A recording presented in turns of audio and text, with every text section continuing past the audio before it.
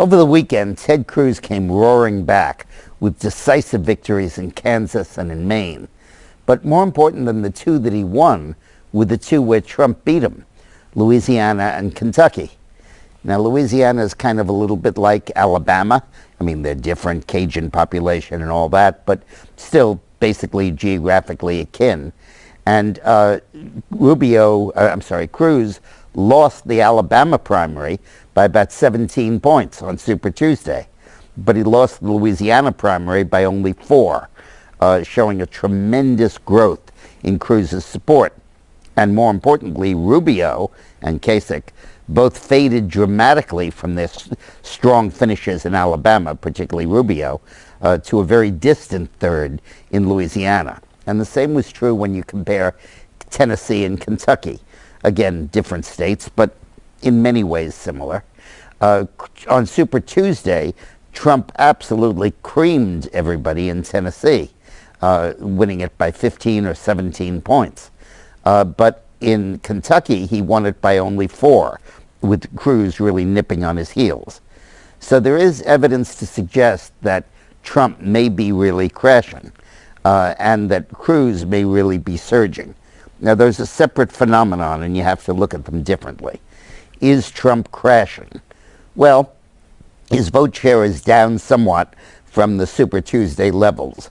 You could argue that he's lost 3 or 4 or 5 points from those levels, which is significant.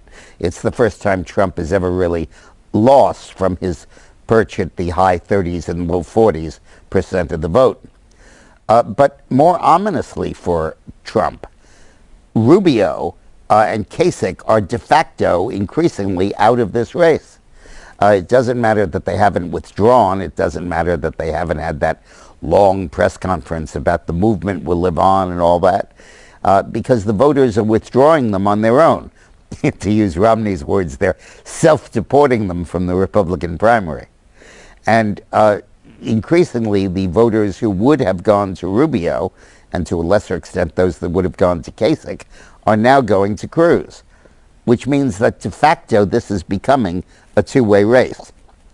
It also suggests that there is real substance in the theory that when it becomes a two-way race, when Rubio is finally out and Kasich is finally out, it will in fact be a race that Cruz will tend to win. Because as Rubio is fading, Trump is gaining, Cruz is gaining. And there is no appreciable increase in Trump support. There's in fact a decrease. So when Rubio loses 10 points, it looks like they all go to Cruz. And it looks like Carson's vote all goes to Cruz. And that really is ominous for the Trump candidacy. Now, is there time? Yeah, sure there is.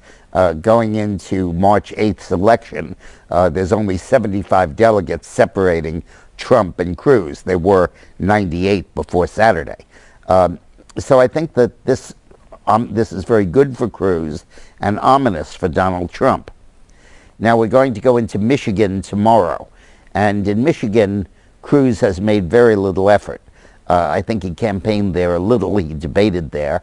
But I don't think he's had ads running, and I don't think he's really made a major effort there. He's been saving himself for the March 15th efforts in Florida, Ohio, and other of the major states, including Missouri and North Carolina.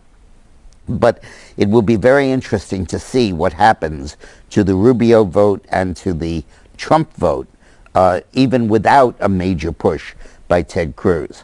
So stick around. We'll have a much, much better idea of the future of this race on Wednesday. But it really took shape over this last week.